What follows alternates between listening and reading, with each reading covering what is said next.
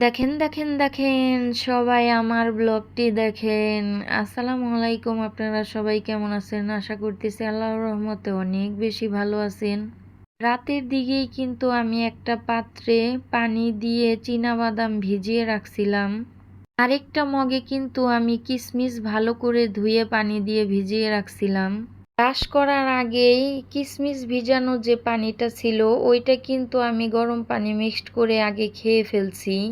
আরেকটা মগে কিন্তু আমি চিয়া সিড রাতে ভিজিয়ে রাখছিলাম। তারপরে যখন ঘুম থেকে উঠে কিশমিশ ভেজানো পানিটা খাওয়ার পরে আমি কিন্তু এই যে গরম পানি মিক্সড করে এই চিয়া সিডটাও সুন্দরভাবে গরম পানি দিয়ে মিক্সড করে আমি কোনো খাবারই সকালবেলায় যে উঠে খাই সব পানি জাতীয় যত যা আছে সব কিছু কিন্তু কুসুম গরম পানি দিয়ে খাই।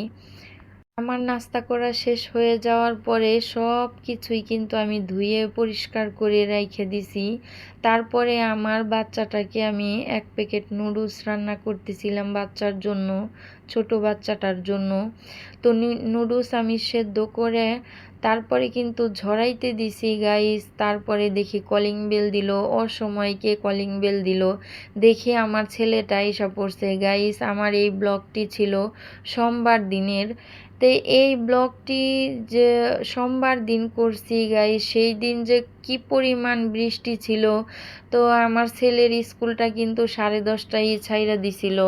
তো আমি আমার ছেলেটাকে বললাম তুমি ফোন দিতা, আমি তোমাকে গিয়ে নিয়ে আসতাম। বললো বাবুকে নিয়ে তুমি ভিজা যাইতা, এর কারণে আমি আইসা পড়ছি। তো আমার ছেলেটা এসে পড়ছে। তো তারপরে কিন্তু দেখেন আমি নুডলসটা রান্না করে ফেলছি। আমার ছোট বাচ্চা আর ছেলেটা নুডলসটা খেয়ে ফেলছে। যেহেতু প্রচুর পরিমাণ বৃষ্টি ছিল, আমার ছেলে বলতেছে যে আম্মু তুমি অনেক আগে চাল ডাল দিয়ে যেভাবে খিচুড়িটা রান্না করতা ওইভাবে খিচুড়ি রান্না করো। তো এখন তো চাল ডাল দিয়ে খিচুড়ি আর রান্নাই করো না, শুধু মাংস মিক্সড করে রান্না করা হয়।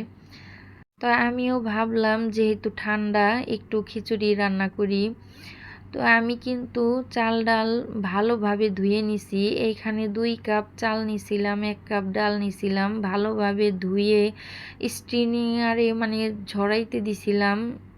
সুন্দরভাবে ধোয়ার পরে ঝরাইয়া, তো ঝরানোর কারণটা কি, একটু পানিটা ঝরাইয়া দিলে শুকনা শুকনা ঝরঝরা চালটা যে হয় ওইটা ওই চালের মধ্যে সব ময় মশলা দিয়ে হাত দিয়ে যে কচলাইয়া মাখানো হয়, এটা আমার কাছে মনে হয় বেশি ভালো হয়।